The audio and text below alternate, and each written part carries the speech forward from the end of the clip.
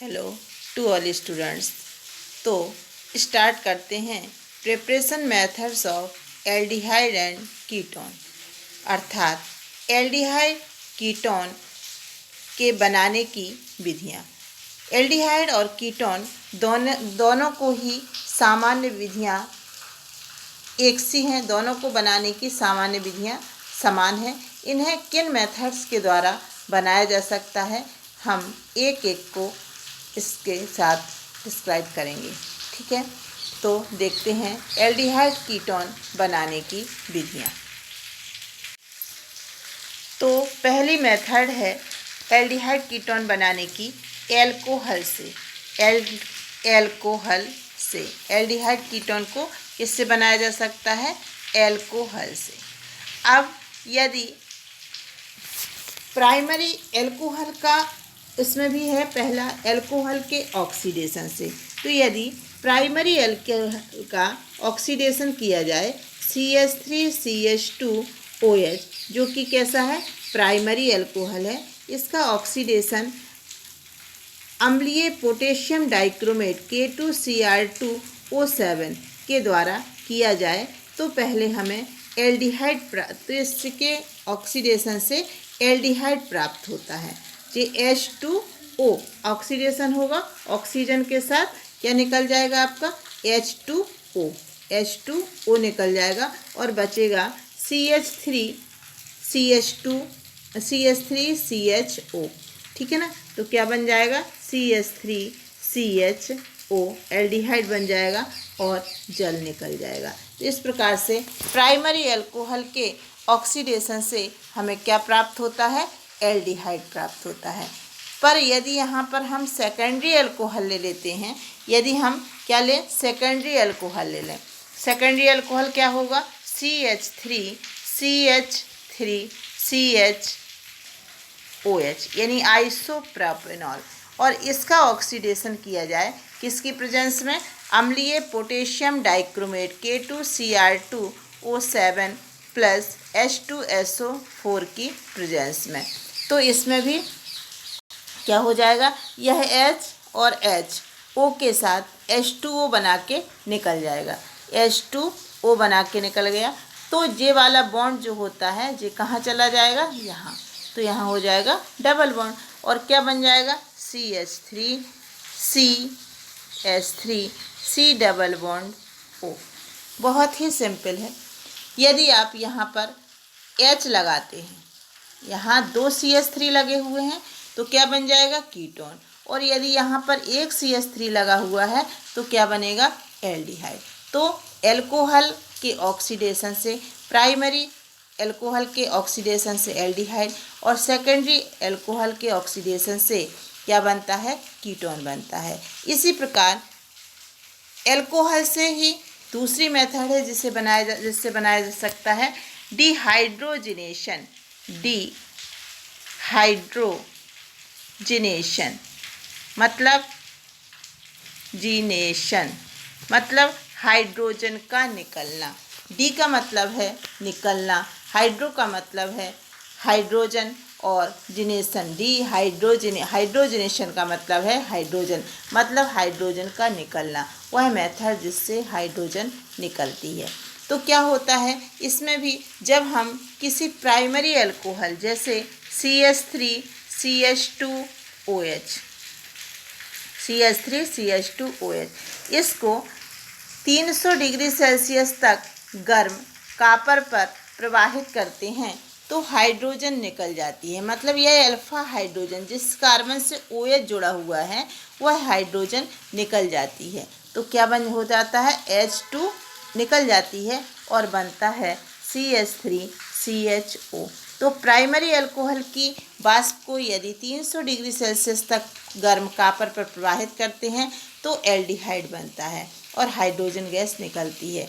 जबकि यदि यहाँ पर हम प्राइमरी की जगह सेकेंडरी अल्कोहल लेते हैं, और सेकेंडरी अल्कोहल कैसे ले लेंगे? इसमें एक H के स्थान पर अगर हम एक CH3 और जोड़ देते हैं तो यह हमारा सेकेंडरी अल्कोहल हो जाता है। तो यहाँ पर भी हमारा H के स्थान पर क्या आ जाता है? CH3 आ जाता है और यहाँ डबल बॉन्ड हो जाता है, तो इस प्रकार से कीटोन बन जाता है। तो जब प्राइमरी अल्कोहल का डिहाइड्रोजनेशन होता है तो एल्डिहाइड, और द्वितीयक अल्कोहल का डिहाइड्रोजनेशन होता है तो कीटोन प्राप्त होते हैं। तो इस प्रकार से अल्कोहल से एल्डिहाइड और कीटोन बनाने की यह दो विधियां हैं, पहला ऑक्सीडेशन और दूसरा डिहाइड्रोजनेशन, जो कि मैंने आपको इक्वेशन सहित बताए हैं। इन्हें आप समझने का प्रयास कीजिए। इसके पश्चात एल्डिहाइड कीटोन बनाने की सेकंड मेथड है वसा अम्ल से, फैटी एसिड से, वसा अम्ल से। वसा अम्लों से इसे कैसे बनाया जाएगा ये हम देखेंगे। तो वसा अम्ल पहले कहलाते क्या हैं इसको हम देखें। तो वसा अम्ल होते हैं जिनमें एक, ध्यान देना, एक कार्बोक्सिलिक ग्रुप हो, COOH समूह हो, वो क्या कहलाते हैं, वसा अम्ल। जैसे formic acid, acetic acid, propanoic acid, जो भी हो, ये सारे क्या कहलाते हैं, वसा अम्ल। और जब इनमें यहाँ पर H के स्थान पर, मतलब O से जुड़ा हुआ जो H है, इसके स्थान पर कोई धातु परमाणु आ जाता है तो यह लवण बन जाते हैं। यदि सोडियम आ जाता है तो सोडियम लवण हो जाते हैं, और यदि इसके स्थान पर कैल्शियम आ जाता है तो कैल्शियम लवण हो जाते हैं। तो यह कैल्शियम फार्मेट हो गया। इसमें यहाँ CH3 लगा दिया तो कैल्शियम एसीटेट हो जाता है। तो वसा अम्लों के कैल्शियम लवणों, वसा अम्ल के कैल्शियम लवणों का यदि शुष्क आसवन किया जाता है तो हमें एल्डिहाइड और कीटोन प्राप्त होते हैं। तो किस तरीके से देखेंगे। वसा अम्ल HCOO, इसका होल ट्वाइस हम इसको तोड़ करके लिखे दे रहे हैं HCOOC। यदि इसका शुष्क आसवन यानी एक परख नली में लेकर के सीधे गर्म करना है, इसका हम शुष्क आसवन करते हैं तो हमें इस तरीके से यह CaCO3 निकल जाता है। यह CaCO3 निकल जाएगा, ठीक है ना। और क्या बचेगा, HCHO। ये क्या बचेगा, HCHO। तो यह हमारा एल्डिहाइड बन जाता है HCHO, और साथ में कैल्शियम कार्बोनेट निकल जाता है। तो फार्मेल्डिहाइड को कैसे बनाया जा सकता है, जब बस कैल्शियम फार्मेट को अकेले ही एक परख नली में लेकर शुष्क आसवन किया जाता है तो क्या बन जाता है, फार्मेल्डिहाइड बन जाता है। अब यदि ऐसा किया जाए कि यहाँ पर इसमें दोनों H की जगह पे क्या लगा दिया जाए, एसीटेट, मतलब CH3 लगा दिया जाए, CH3, तो जी क्या बन जाएगा हमारा, यहाँ भी CH3 लग जाएगा। इस H की जगह से समझ में नहीं आएगा, मैं दोबारा से कर देती हूँ। तो देखिए, जैसे CH3 जो आपका कैल्शियम फार्मेट है HCOOCA, ठीक है ना। इसको यदि कैल्शियम एसीटेट यानी CH3CH3CO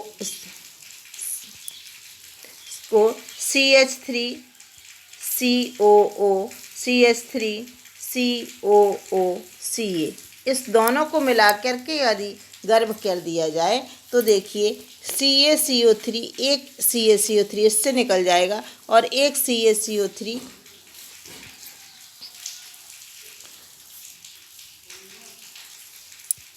जब हमें क्या बनाना होता है, कीटोन बनाना होता है, तो हम कैल्शियम एसीटेट ले लेते हैं CH3COOCA और इसको गर्म कर देते हैं, शुष्क आसवन कर देते हैं, तो यह हमारा CaCO3 निकल जाता है और एसीटोन बन जाता है। CH3CO,